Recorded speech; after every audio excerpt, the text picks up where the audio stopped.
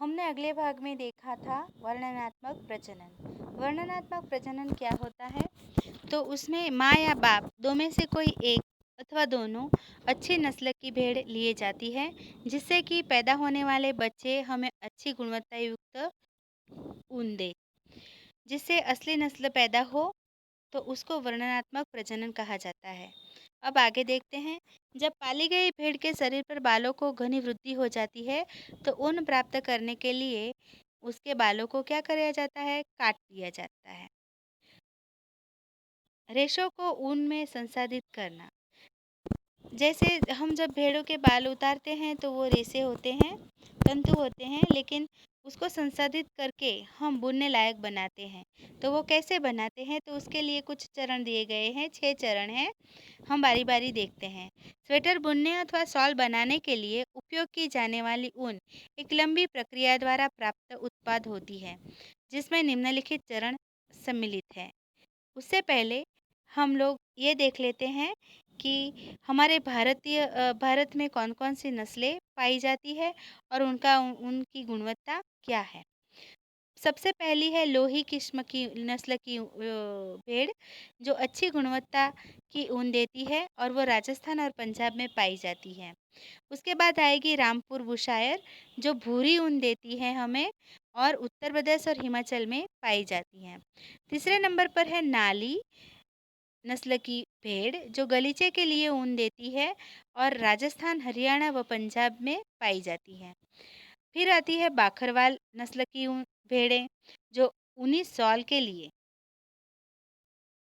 उसका ऊन इस्तेमाल होता है और वो जम्मू और कश्मीर में मिलती है। मारवाड़ी और पाटनवाड़ी गुजरात में मिलती है। मारवाड़ी भेड़ की ऊन मोटी और रुक्ष ऊन होती है और पाटनवाड़ी की होजरी के लिए इस्तेमाल होती है। ठीक है। अब हम आगे देखते हैं कि हमें रेशों से ऊन बनाने संसाधित करने के लिए कौन से चरण हैं। कुल 6 चरण हैं, जिसमें से पहला चरण ये है। भेड़ के बालों को त्वचा की पतली परत के साथ शरीर से उतार लिया जाता है। यह प्रक्रिया ऊन की कटाई कहलाती है। भेड़ के बाल उतारने के लिए उसी प्रकार की मशीन का उपयोग किया जाता है, जैसे नाई द्वारा बाल काटने के लिए किया जाता है। सामान्यतः बालों को गर्मी के मौसम में काटा जाता है, ताकि भेड़ बालों के सुरक्षात्मक कवच आवरण के न होने पर भी जीवित रह सकें। अब आपको हमने पहले ही बताया था कि भेड़ों को बालों की आवश्यकता क्यों होती है। तो ठंड से बचने के लिए भेड़ों को बालों की आवश्यकता होती है, लेकिन गर्मी में उसको बालों की आवश्यकता नहीं होती। ठंड में अगर हम उसके बाल काट लेंगे तो वो ठंड से मर जाएगी, लेकिन अगर हम गर्मी में उसके बाल काटेंगे तो वो जीवित रह पाएगी, क्योंकि अभी उसको बालों की ज़रूरत नहीं होती। बाल ऊनी रेशे प्रदान करते हैं। इन्हीं ऊनी रेशों को संसाधित करके उनका धागा बनाया जाता है।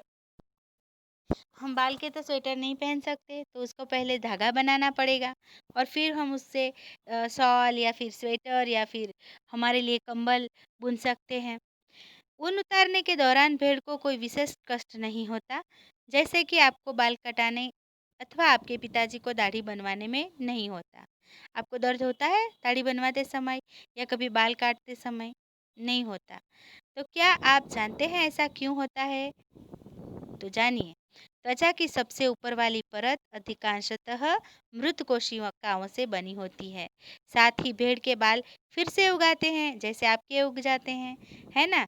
हम जब बाल काट देते हैं तो दूसरे या तीसरे दिन ही हमारे माथे पर जब हाथ फिरोगे तो आपको बाल उगे उगे हुए मालूम पड़ेंगे। तो इस तरह से बाल तुरंत ही उग जाते हैं, वैसे भेड़ के भी उग जाते हैं। चरण नंबर 2, अब जो हमने ऊन काट ली है उसका क्या होता है वो देखते हैं। त्वचा सहित उतारे गए बालों को टंकियों में डालकर अच्छी तरह से धोया जाता है। आप यहाँ पर देख सकते हो।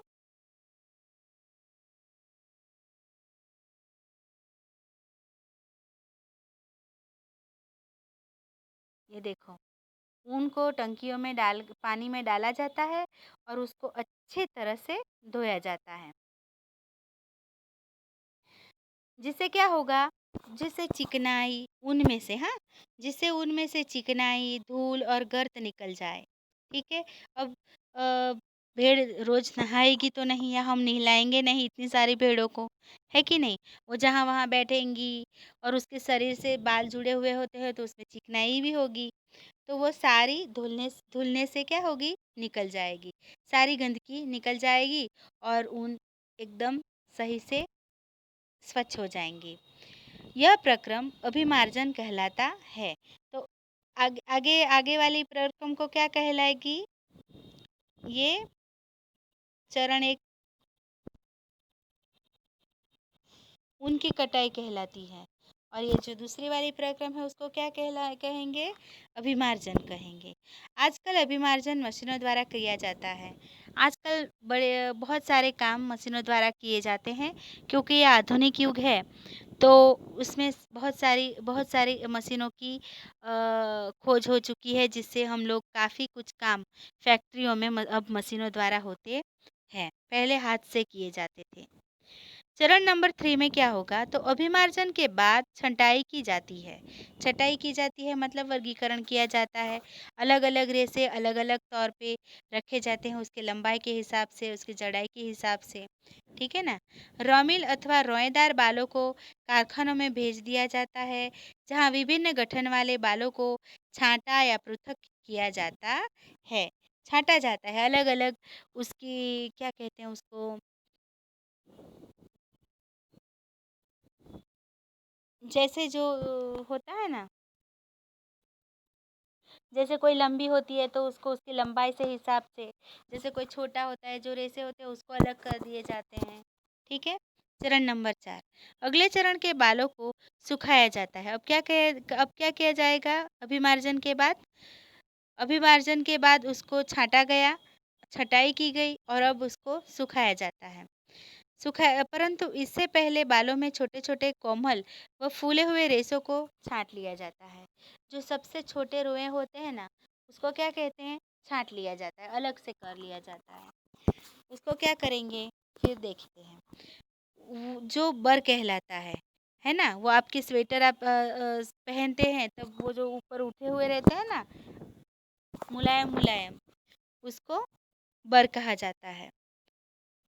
ये वही बर होते हैं जो कभी-कभी आपके स्वेटर पर एकत्रित हो जाते हैं।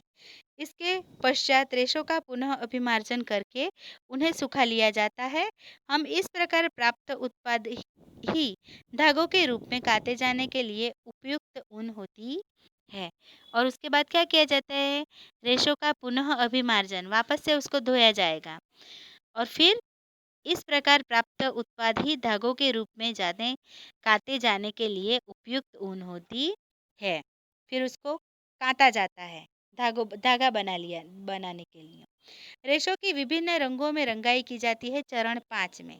चरण 5 में क्या किया जाएगा? चौथे चरण में उसको धागों में रूपांतरित किया जाएगा।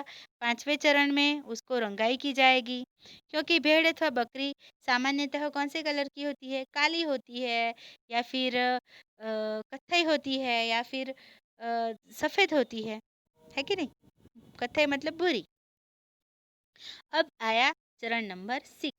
अंतिम चरण को रीलिंग कहते हैं। क्या कहते हैं? रीलिंग।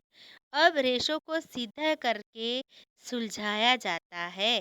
सुलझाया मतलब रेशे ऐसे-ऐसे होते हैं, उसको सीधा किया जाता है और फिर लपेट कर उसे धागा बनाया जाता है।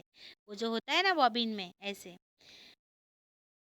लंबे रेशों को काट कर स्वेटरों के ऊन के रूप में, लंबे रेशों को काट कर कैसे? स्वेटरों के ऊन के रूप में, और